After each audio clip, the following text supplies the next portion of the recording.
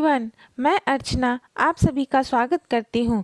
आज के इस वीडियो में मैं आपके लिए फिर से 5 वर्ड्स लाई हूँ जो हमारे इंग्लिश को इम्प्रूव करने के लिए बहुत ही आवश्यक है। तो चलिए फ्रेंड्स, स्टार्ट करते हैं। आज का पहला वर्ब है एल्योर। एल्योर का मतलब है फुसलाना, लुभाना। जैसे इसको इस तरह से समझते हैं, मान लीजिए कोई बच्चा रो रहा है तो हम उसे शांत करने के लिए कैसे फुसलाएंगे। शांत करने के लिए उसे चॉकलेट या खिलौना देने का बहाना करते हैं और उसे इस तरह से फुसलाते हैं। हम उसे एल्योर कर रहे हैं। इसका इंग्लिश में अर्थ है टू अट्रैक्ट और टेम्प्ट बाय समथिंग।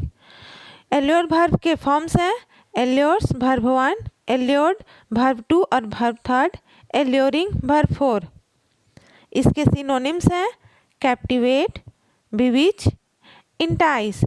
एंटोनिम्स हैं repulsion, prevent, drive away. Examples हैं this is a field that provides allure extremely really. यह एक ऐसा क्षेत्र है जो आपको अत्यधिक आकर्षण देता है। At 50 she had lost none of her allure। 50 की उम्र में भी उसने अपना आकर्षण नहीं खोया।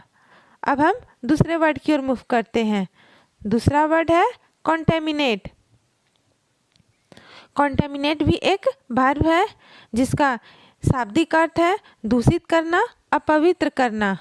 मान लीजिए फैक्ट्री की जो गंदगी है वो नदी के पानी में मिल जाती है तो नदी का पानी क्या हो जाता है, कॉन्टेमिनेट हो जाता है, वह दूषित हो जाता है, पीने योग्य नहीं रहता है।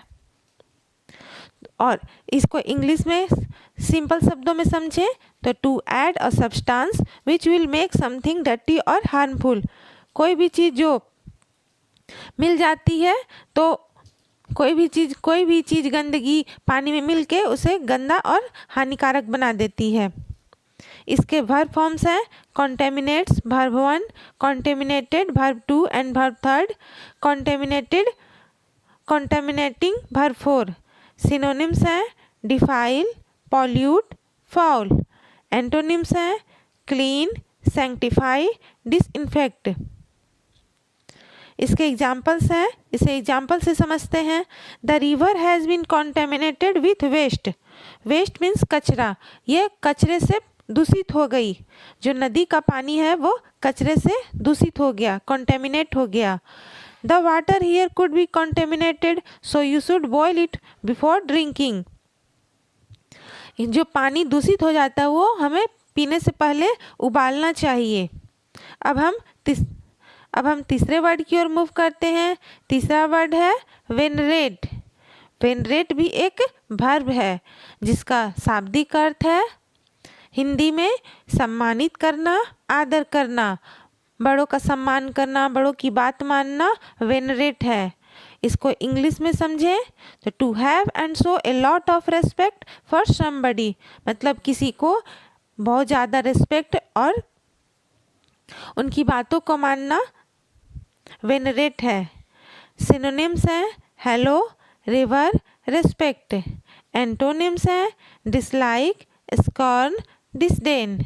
वर्ब फॉर्म्स इस प्रकार है वेनरेट्स V1, venerated V2 and V3 एक ही जैसा है, वेनरेटिंग V4। एग्जाम्पल्स में समझते हैं we should venerate our parents. हमें अपने माता पिता का सम्मान करना चाहिए। Robert Burns is Scotland most venerate poet. Robert Burns जो है स्कॉटलैंड के सबसे प्रतिष्ठित कवि हैं। अब हम चौथे वर्ड की ओर मूव करते हैं। चौथा वर्ड है एक्सोनरेट। एक्सोनरेट यह भी एक वर्ब है जिसका अर्थ है दोष मुक्त करना, आरोप मुक्त करना। मान लीजिए कि किसी व्यक्ति पर चोरी का आरोप लगा है तो लेकिन जब वो उस आरोप से बरी हो जाता है, उस पर से सारे आरोप हट जाते हैं तो वो कैसा व्यक्ति होता है, एक्सोनरेटेड पर्सन मीन्स दोष मुक्त व्यक्ति है। वह दोष मुक्त व्यक्ति है। अब वह ही इज़ नॉट गिल्टी, अब वह दोषी नहीं है। और इंग्लिश में समझे तो टू ऑफिशियली स्टेट और प्रूव, मतलब ये प्रूव हो जाता है कि that someone is not to be blamed for something. Someone जो कोई भी है वो अब ब्लेम्ड नहीं है किसी चीज़ के लिए। इसके सिनोनिम्स हैं एक्विट और विंडिकेट। एंटोनिम्स हैं क्रिमिनेट और इनक्रिमिनेट। भर फॉर्म्स इस प्रकार है एक्सोनरेट्स V1, एक्सोनरेटेड वर्ब 2 और वर्ब 3 एक जैसा, एक्सोनरेटिंग वर्ब 4। इसके एग्जाम्पल्स हैं we exonerate you from this charge, हम आपको इस आरोप से मुक्त करते हैं, सभी दोष हट जाता है, मतलब एक्सोनरेट मतलब आपका दोष मुक्त हो गया। Investigation exonerated the company from all the charges of fraud, fraud के सभी चार्जेस से कंपनी मुक्त हो गई, दोष मुक्त हो गई। अब हम 5वें वर्ड की ओर चलते हैं जो लास्ट वर्ड है। 5वां वर्ड एग्रीवेट। एग्रीवेट का अर्थ है स्थिति को बिगाड़ देना, बदतर कर देना, मतलब जो भी चीज़ नॉर्मल स्थिति में है उस स्थिति को और भी बिगड़ जाता है। जैसे कि मान लीजिए आपको चोट लग गई है तो और वो आप उसका समय से इलाज ना करा रहे हैं तो वो उसकी स्थिति और भी ज़्यादा बिगड़ जाती है, वो बद से बदतर हो जाती है। इसको इंग्लिश में समझे तो टू मेक समथिंग वर्स और मोर सीरियस, मतलब कोई भी चीज़ को ज़्यादा सीरियस और ख़राब बना देता वो स्थिति। सिनोनिम्स हैं वर्सन, इरिटेट, कॉम्प्लिकेट। एंटोनिम्स हैं सूद, काम, मॉडिफाई। वर्ब फॉर्म्स हैं एग्रीवेट्स, एग्रीवेटेड वर्ब 2 और वर्ब 3 एक जैसा, aggravating verb 4। Stress and lack of sleep can aggravate the depression, stress और जो नींद की कमी है उससे तनाव और ज़्यादा बढ़ जाता है। Pollution can aggravate asthma, asthma को पॉल्यूशन और ज़्यादा बढ़ा सकता है। तो आज के लिए फ्रेंड्स इतना ही।